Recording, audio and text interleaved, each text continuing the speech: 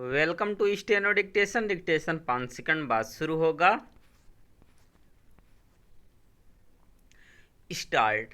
प्रधानमंत्री मोदी ने कनाडा में G7 देशों के शिखर सम्मेलन में इन देशों की आतंकवाद पर दोहरी नीति को उनके सम्मुख ही बेनकाब करने के साथ वहीं से अमेरिकी राष्ट्रपति ट्रंप से फोन पर लंबी वार्ता में जो कुछ कहा उससे अमेरिका को यह समझ आ जाए तो बेहतर कि भारत कश्मीर अथवा अन्य किसी मामले में किसी के दबाव में आने वाला नहीं है।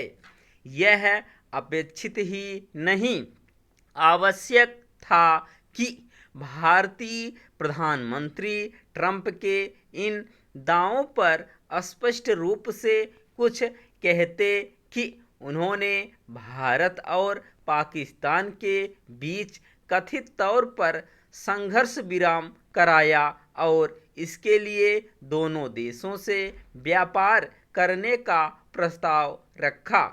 प्रधानमंत्री मोदी ने उनसे कहा कि ऐसा कहीं कुछ नहीं था और भारत से इस संदर्भ में कोई बात ही नहीं हुई।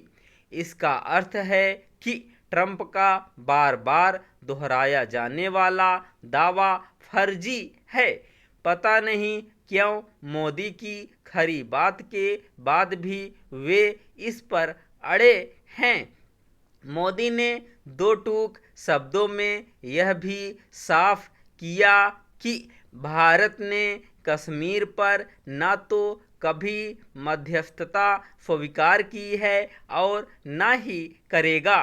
ट्रंप को यह सब सुनना अच्छा तो नहीं लगा होगा, लेकिन उन्हें यह पता होना चाहिए कि जब भारत आर्थिक रूप से इतना सशक्त और आज जैसा अंतर्राष्ट्रीय स्तर कद भी नहीं रखता था, तब यदि उसने कश्मीर पर किसी को बीच बचाव करने का मौका नहीं दिया तो फिर आज ऐसा कैसे कर सकता है। यदि ट्रंप और उनके सहयोगी यह साधारण सी बात नहीं समझते तो इसके लिए वे अपने अलावा अन्य किसी को दोष नहीं दे सकते।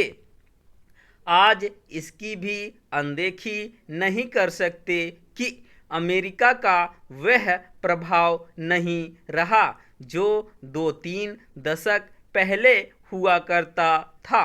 यह भी कटु सत्य है कि ट्रंप के फिर से राष्ट्रपति बनने के बाद अमेरिका की फजीहत ही अधिक हो रही है।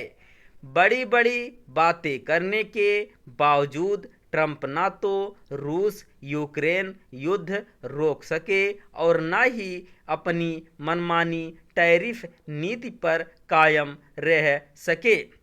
यह सही है कि वे अपने ढंग के अनोखे राष्ट्रपति हैं और कई बार राजनयिक शिष्टाचार भी भुला देते हैं, पर इसका यह मतलब नहीं कि भारत उनके अनुचित दबाव में आ जाए।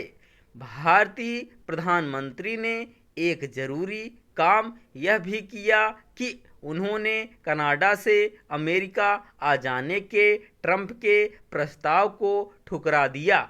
ऐसा करना इसलिए अनिवार्य था क्योंकि ट्रंप पाकिस्तान के जिहादी सोच और आतंक को खुला समर्थन देने वाले सेना प्रमुख आसिम मुनीर से मुलाकात की तैयारी कर रहे थे।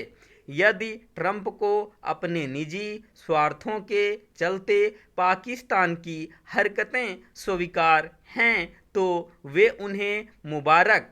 यह अच्छा हुआ कि भारतीय प्रधानमंत्री ने यह भी कहा कि भारत अब आतंकवाद को युद्ध के रूप में ही देखेगा। यह पाकिस्तान को भी सीधा संदेश है। स्टॉप।